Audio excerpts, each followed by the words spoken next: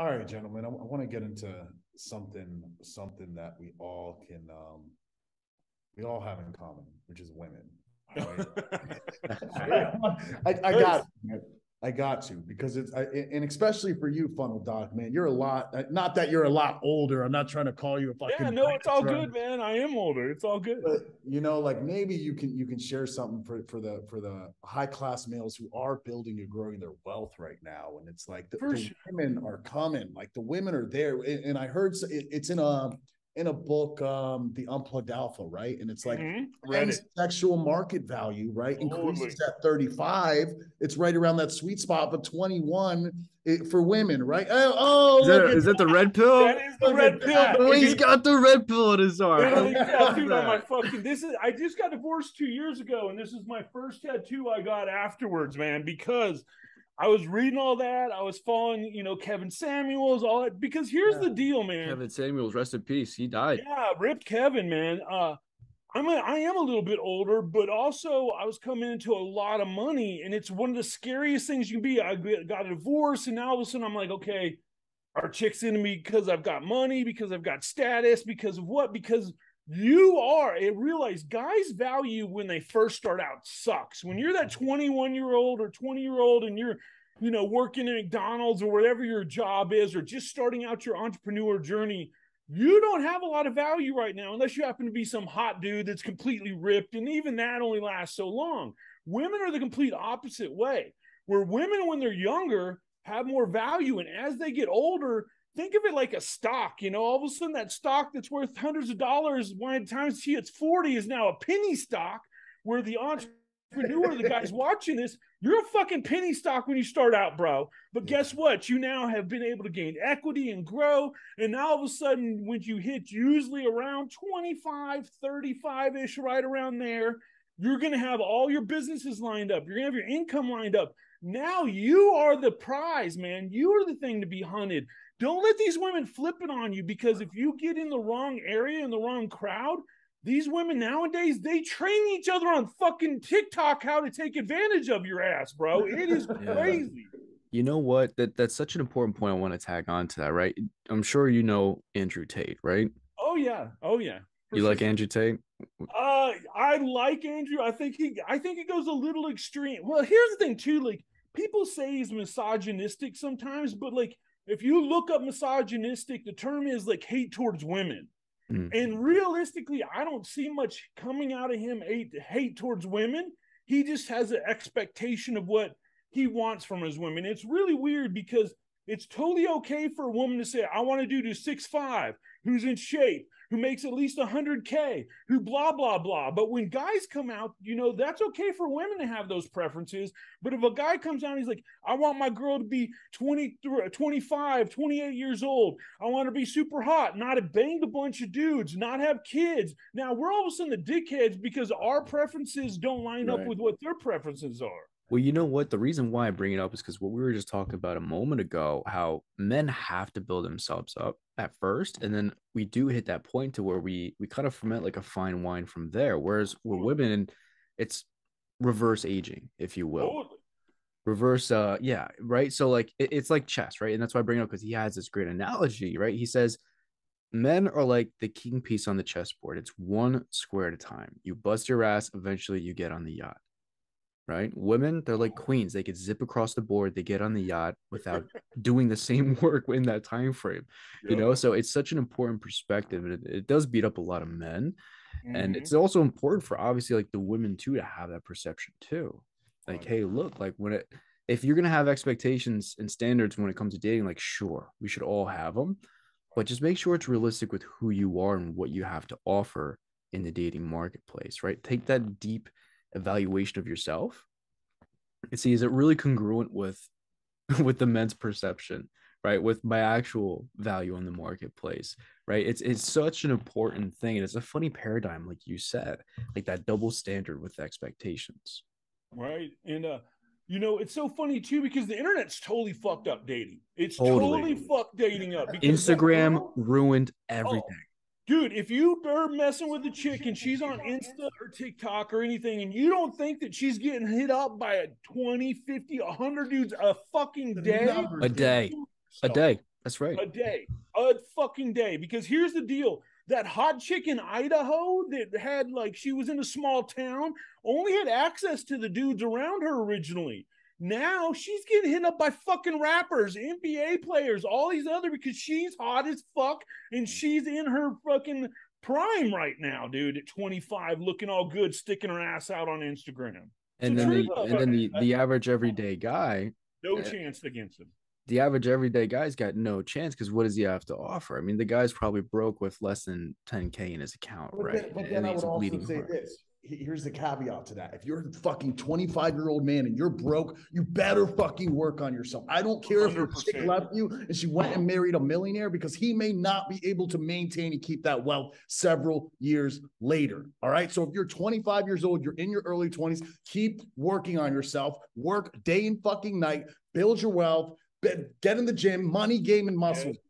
Money, game, and muscle. So by the time you're 35, that chick who fucking left you, who fucked that millionaire, she's hitting you back up and saying, hey, baby, what's going on? But guess what? You moved on. Your sexual market value has increased. And now your worth, your self-confidence, and the status that you've aligned yourself with is on another fucking level. I'm so glad you brought that up. And I want to tie this into the doc too, right? Because you have a different perspective as well. Now, when it comes to that, the best revenge you can have on a woman Yeah. is your self-growth. Mm-hmm. Because when they leave you, you're here. But if you just keep working on yourself, hey, 4, 5, 10, 20 fucking years later, they're going to see you. Because again, men, we grow like an asset in value over time. Yep. They depreciate. They will almost always come back if you are congruent with yourself, your career, and your goals. And you just keep working on yourself. And that's the best revenge you could have on an ex, on women, anybody in general. Just focus on yourself. And I want to tie this into you right now, Doc. Like, what is your advice for guys in their 20s, maybe even early 30s, as far as dating and career wise? I mean, Alex really hit it on the head. You, first of all, have to realize what your value is to the marketplace right now. And most men in their 20s or 25, they don't have good stocks right now. You know, they're those penny stocks, like I was saying. Work on you don't really need to become some pickup master or anything. Realize when you raise your status, they'll fucking come to you, man. So work on your body, work on your mind, work on your fucking bank account, so that you are now desirable to them. Those are the things. Realize those are the things when you go to women and ask them what they want. It's always like, oh, 6'5", make $100,000 at least a year. Like there's always the same things. Guys look at it totally different. When we ask, hey, what do you want a woman? We don't fucking care how much money they make. I mean, sure, if they can give a little, that's cool, but we really don't care. Name one dude who's like, you ask, what do you want a woman? He's like, she needs to make 6 figures. No one gives a fuck about that. So those are things, really, don't conflate what women want for what men want, because a lot of society pushes that out. A lot of women now are taking very masculine roles where they're like, oh, I'm going to get my bag. I'm going to do dude, I don't give a fuck about your bag, okay? So you go make that, and I'm going to take the one that I want that matches what I want out of women. So really, don't get fucked up now. Men right now, young men, are the highest rate of virgins there's ever been right now. Wow. Men in their fucking under 29 years old are showing up like in extreme numbers as virgins because they're having so much trouble getting in the dating scene, where women are banging everybody now, dude. Well, I believe that 100%, right? Because yes, Instagram tipped the dating world upside down. That was like step 1. Step 2 is like the online dating apps, right? And I've dabbled on them. Hey, I'm only human, you know. Yeah. I've caught a couple of fish and know how to fish there. But it's like that. I mean, yeah. Virgin rates, I'm sure they're way higher at an older age now, sure. But also those dating apps really just made everybody so much more antisocial, right? And it made, if you were to compare today's time to men, let's say 30, 40 years ago, day and night. Totally. Right? Are the men today like really quote unquote like, you know, men? Like there's the few, right? Gentlemen like us that understand these different paradigms and perspectives. But the majority though, hugely affected and impacted by things like that. They're simping on these girls. Don't be the dude who's in their DMs. Hey, baby, you're so fucking hot, blah, blah, blah, blah. They have a million dudes telling them that shit. Do you really think that you're going to say something? She's like, oh, my hero, and come running to you? No, she's going to see you pull up in that Lambo, if you want to go that route or whatever, and she's going to see you as a high value person by what you bring to the table. Okay, that's just the way women are now. You got to realize the game you're hunting has certain things that they're going to be attracted to, so you have to be able to put that bait out. That's why you work on it when you're younger. And that's why you got to work on it when you're younger. I love that we're going in this direction too, guys, because there's not a lot of people that are talking about how you conduct yourself as a high status male. You know, right. Go ahead, Enrique. Yeah, I just wanted to, because you brought up simp, right? I want to kind of I want to like distinguish. It drives me crazy, bro. I'm so sorry. No, not at all. Not at all. Like, this is a great learning lesson. Like, gentlemen, just because we say like don't be a simp, that doesn't mean be a dickhead. No.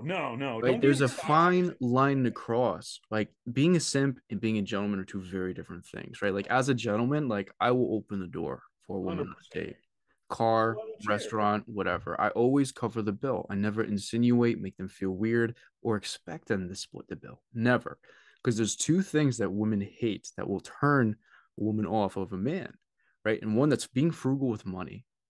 Like, if you're cheap with money, that's a huge turnoff. Don't you dare ask about coupons or specials if you're on a date. Women want to be taken care of, dude. Two, don't be a coward. Right. If somebody steps up and is acting funny or wise, like, you just got to be there as a man. But going back to simp versus gentleman, like, there's a huge difference. Just make sure you tread carefully and don't misinterpret anything, right? Because a gentleman is chivalrous, right? Like, those old things like holding the door for a woman, that says a lot. Most guys don't do that, right? It's the little things like that. Now, I wanted to tie this to you, Doc. One sec on that. I think that what you were just saying, I want to tangent off that just for a second. The difference between simping and chivalrous is simps say shit and kiss their ass because they're hoping for something in the end. When you're chivalrous, you're just doing it because that's you and you want to help make this person's experience with you feel better or be at a higher status, or you know what I mean? It's like you open the door because you want them to feel special, not because you're expecting anything from it, because that's who you are. Where simps are like, they're white knighting. They're like, oh, dude, I'm so sorry. They're that dude, that friend zone guy that's waiting for her to break up with her boyfriend, so now they finally get their chance or whatever. Yeah, that fucking never works, bro. Trust me. I've been that dude before. I've made that mistake. It never works. And if you do happen to get hooked up with her, you're that pity fuck that she's doing just because she needs to bang somebody because she's now getting out of a relationship. Yeah, that's a loser card right there, right? And I'm glad you brought that up too, because it's so important to learning, guys. Really, it's kind of common sense. It's common sense. Like, just don't make shit harder than it has to be. Don't be the nice guy. That's what I would say. Don't be a dick, but don't be the nice guy. Because how many guys do you think are sitting there kissing her ass, saying, "You look beautiful, you look gorgeous"? Have money, muscles, game. Have some game when you're approaching these ladies, man. All right, have some fucking game. I can't tell you. And all right, I've dabbled with a lot of, I like stripper games. Stripper games, the fun is because how many people are going to the strip club, kissing all these strippers' ass, give me a lap dance. It doesn't work like that. I'm negging, I'm talking my shit, and at the end of the night, they want to come home with me. They buy me a drink. They listen. I have had strippers pay me to choke me. All right. So at the end of the day, right, it's about how much game do you have, right? Money, muscles, game, right?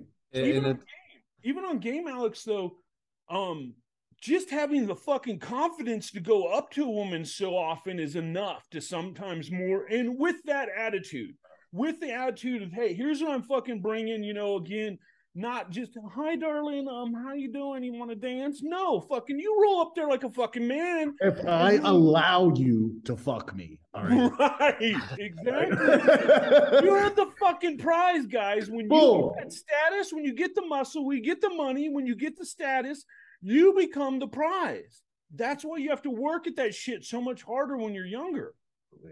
You know what, too, Alex, you brought up something that I would love to clarify on, right? And it's fitness, money, in game, right? Like, whoever's listening, like, if you don't have your money sorted out yet, or let's say even like your physical health, the number one thing of those three things that are the most important is fitness. Get your health right.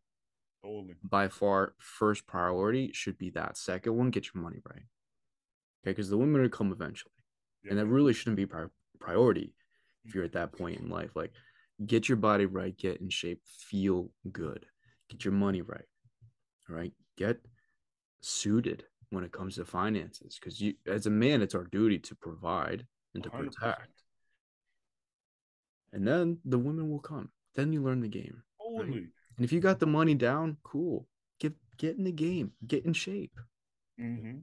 Great book, guys. For those listening out there, you want more game with women. The Unplugged Alpha is a really good one, but The Game by Neil Strauss is a game changer. I highly recommend it. Good book. Good ebook too. What's the other one? Mystery Man? Like, I think The Mystery Method. Mystery Method is pretty good too, dude. Especially if you want to use the negging tactics a little bit that work. Like, you don't go too heavy, but there is a whole thing where hot women expect you to compliment them, dude. Like, everybody else is saying how fucking hot they are, and you're saying, dude, those shoes sort of fucking look ugly. Where the fuck's your glitter? Where the fuck's your sparkles, bitch? Right. Why am I looking better than you tonight?